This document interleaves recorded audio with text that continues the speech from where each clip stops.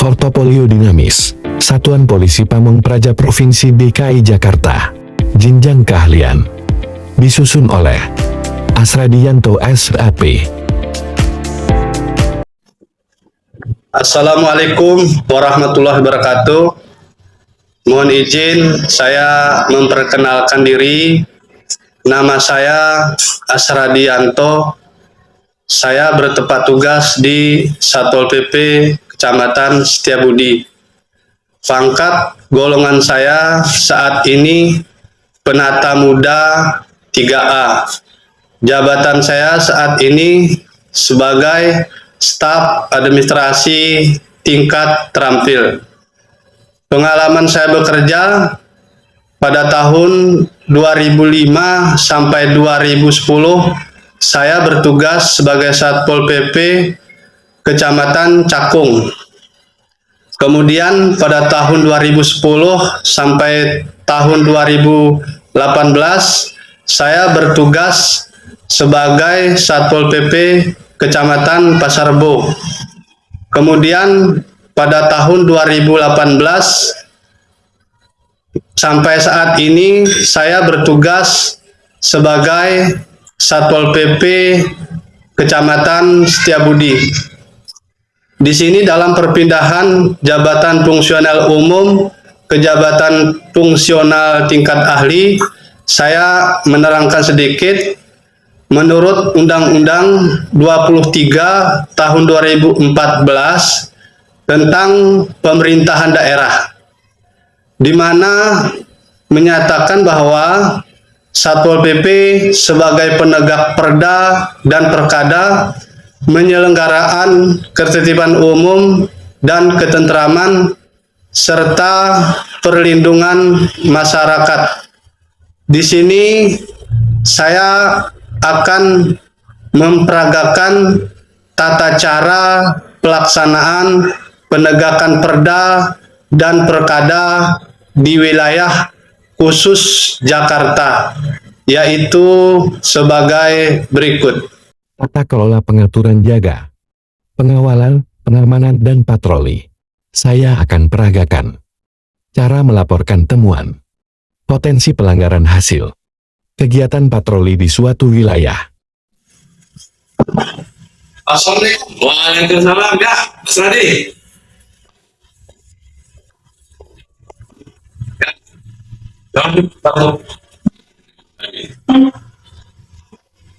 Mohon izin komandan, kita dari pagi sampai siang ini melakukan patroli di wilayah Sudirman.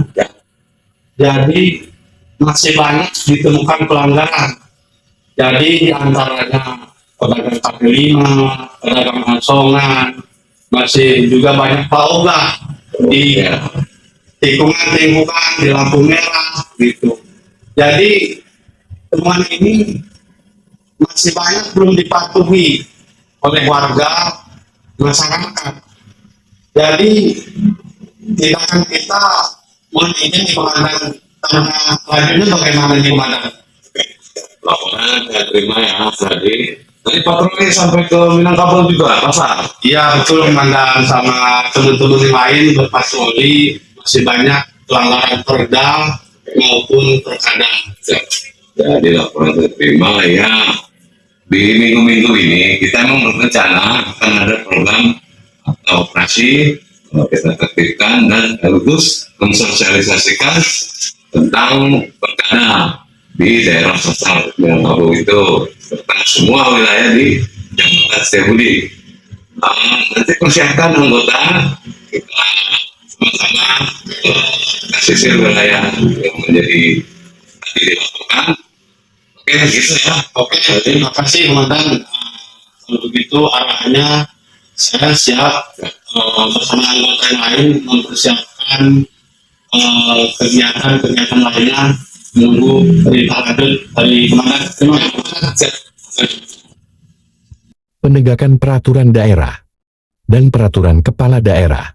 Saya akan peragakan cara bernegosiasi dalam melakukan interogasi suatu pelanggaran perda kepada terduga.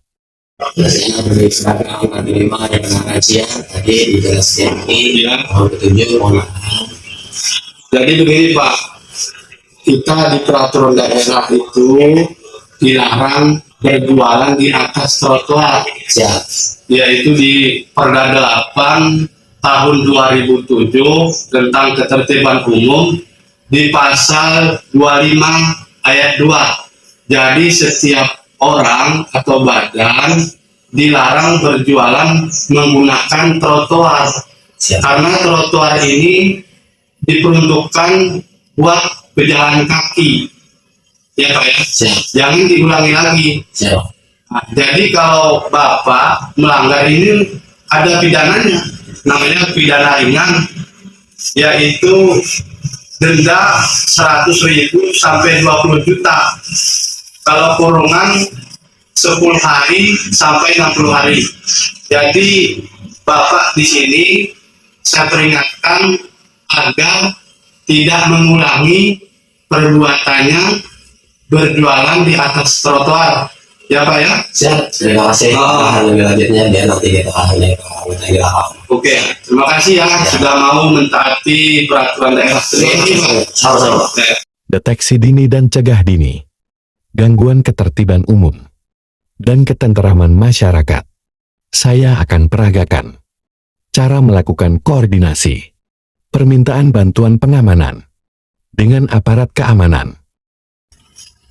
Assalamualaikum. Saya masuk. Siap.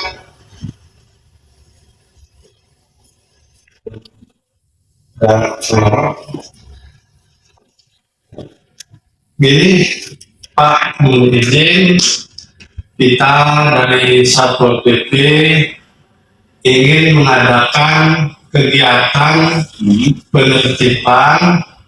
Sudah kita jadwalkan rencana penertiban di pasar Minangkabau, karena selama ini banyak keluhan dari masyarakat.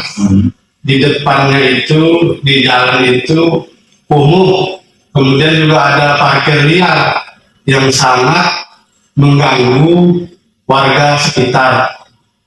Jadi di sini kami minta dukungan dari Bapak Dinas Dishub untuk mendampingi kami dalam rangka penertiban lebih lanjut.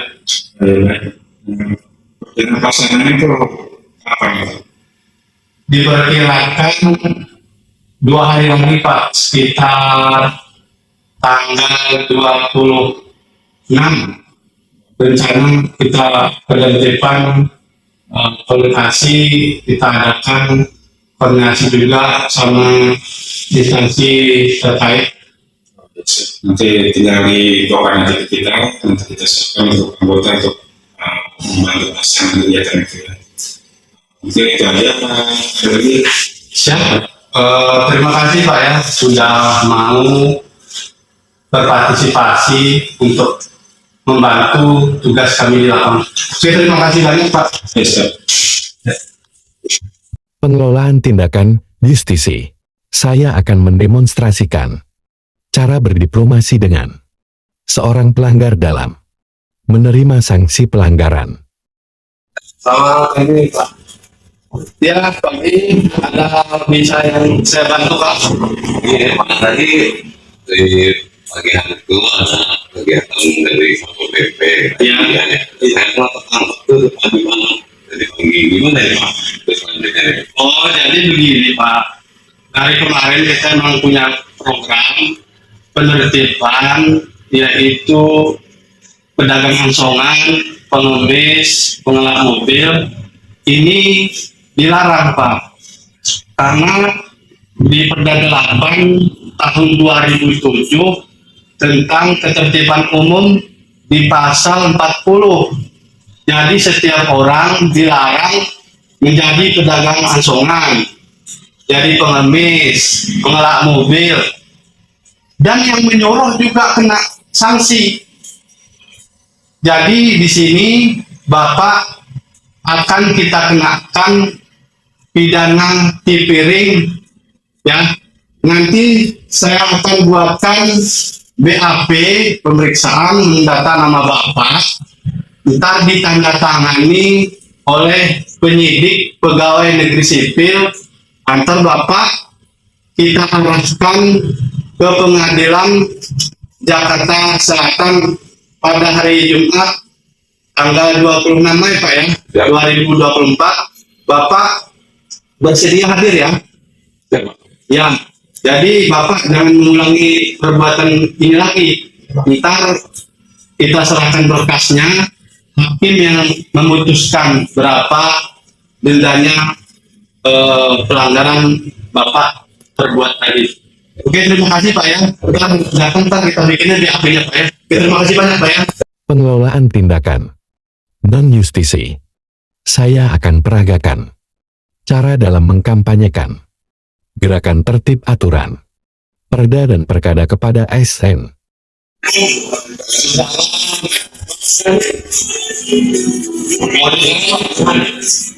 Boleh deh, saya dari Satpol PP ingin mensosialisasikan kepada ASN terkait pada tahun 2007 tentang tertib umum. Di sini disebutkan ada 10 tertib. Jadi saya menyampaikan tertib sosial. Tertib sosial di sini saya ambil di pasal 39 tentang larangan meminta sumbangan baik secara perorangan ataupun bersama-sama. Di sini larangan ini baik dilarang di tempat umum, di rumah sakit atau di mall, dilarang untuk meminta sumbangan. Jadi yang punya legal atau izin itu diperbolehkan, misalnya ke lembaga resmi, BAJIS, Basnas, itu boleh mengasih sumbangan. Jadi Bapak-Bapak sekalian, apabila ingin mengisikan rezekinya, silakan ke lembaga resmi. Kemudian di pasal 40, di pasal 40 ini juga ada larangan menjadi pengemis, pembalap mobil, menjadi pedagang personal, dan yang minum juga tidak boleh. Kemudian ini juga mobil juga tidak boleh pada pedagang personal yang dilarang. Di sini ada pidana, jadi pidana PPD kalau kurungan 10 hari sampai 60 hari. Kalau denda mulai dari 100.000 sampai 20 juta. Jadi inilah apa namanya sosialisasi dari Satpol PP. Semoga ada terima kasih Pak ya, sosialisasi dari saya. Terima kasih Mas Redi atas sosialisasinya. Ini bentuk sosialisasinya kita bareng-bareng dari mana? Ya, bareng-bareng aja, jadi supaya menambah ilmu pengetahuan ya Pak ya. Terima kasih Pak ya. Terima kasih. Pengelolaan pengendalian massa. Saya akan peragakan cara melakukan negosiasi dengan pimpinan pengunjuk rasa. Wah, ada anu di penjara, ada anu tuh. Gara-gara PKL dibubarkan, ada uang kepastian, anak saya jadi kuliah jadi malam tuh. Jangan sok, jangan. Nah, saya perlu diganti. Ya, jadi pedagang pasar minum alkohol nih. Ya. Jadi dan sedang di depan itu tuh Pak, pada mau masuk semua tuh Pak, gimana nih? Karena pas mereka berdagang itu sudah mulai kusut nih, dengarnya. Gimana nih Pak? Oh, yang dibilang Pak Bow. Ya, Jadi begini Pak, jadi di pasar Minangkabau ini kita akan rencana relokasi karena di situ banyak keluhan dari warga masyarakat menyebabkan kemacetan, kumuh, karena tempatnya terlalu kecil. Jadi di sini kami punya inisiatif bekerja sama dengan UMKM. Jadi Bapak ini dipindahkan ke lahan yang telah disediakan Pemprov DKI. Jadi dikasih kios satu persatu. Artinya Bapak, lapangan pekerjaan Bapak dan teman-teman pedagang di luar tetap ada. Jadi nggak hilang rezeki bapak-bapak ataupun ibu-ibu yang ada di luar sana. Tolong dikasih tahu. Jadi bekerja sama UMKM sudah disediakan tempatnya. Jadi tidak menimbulkan pengangguran, cuma ganti untung. Bahasanya cuma dipindah. Jadi bapak dan ibu ntar di sana berjualan dengan tenang, tidak ada berpikir di hati, wah saya dikerja Satpol PP. Enggak, ini tempatnya sudah disediakan, cuma direlokasi. Ntar di tempat yang baru bapak bisa beradaptasi dan pedagang-pedagang yang lainnya Pak ya. Jadi tidak ada penggusuran tanpa solusi, tapi kita kasih solusinya. Bapak tetap berjualan cuman di tempat yang sudah diarahkan oleh UMKM. Oke, begitu Pak ya. Jadi silakan Bubar yang tolong dijelaskan kepada teman-teman yang lain bahwa direlokasi ke tempat yang lain. Jadi ada solusi, tidak mematikan rezeki daripada pedagang-pedagang lainnya. Sekarang saya minta Bubar dengan tertib Pak ya. Kembali ke rumah masing-masing. Oke Pak. Oke, terima kasih Pak ya. Kalau diarahkan ya. Pak. Oke, terima kasih Pak. Ya. Pengelolaan dan pembinaan. Perlindungan masyarakat. Saya akan peragakan cara menginstruksikan tugas Linmas di tempat pemungutan suara TPS dalam kondisi pemilu atau pemilu kada pilkades. Pak, selamat pagi Pak. Assalamualaikum warahmatullahi wabarakatuh.